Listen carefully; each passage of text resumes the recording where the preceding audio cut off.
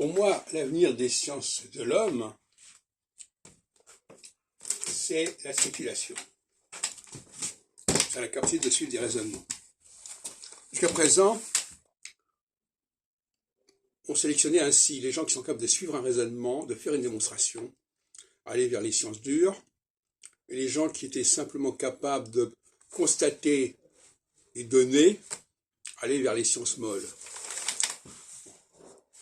On a pu remarquer que c'était le cas actuellement, et que dans le milieu des sciences molles, on n'aime pas les démonstrations.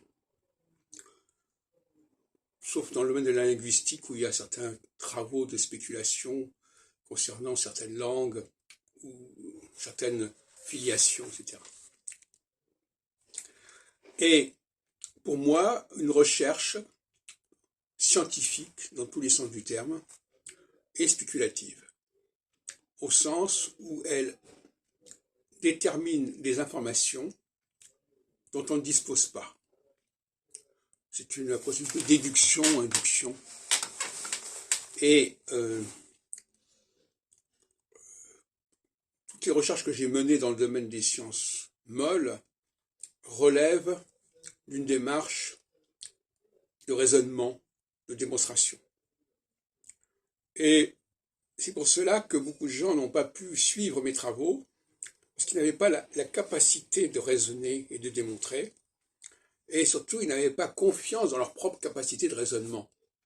Parce que ce qui caractérise justement les gens qui ont une formation scientifique, et notamment une formation mathématique, c'est qu'ils savent raisonner, ils savent ce que c'est qu'un raisonnement, ils acceptent ce raisonnement. C'est-à-dire un raisonnement, ce ne sont pas des données objectives.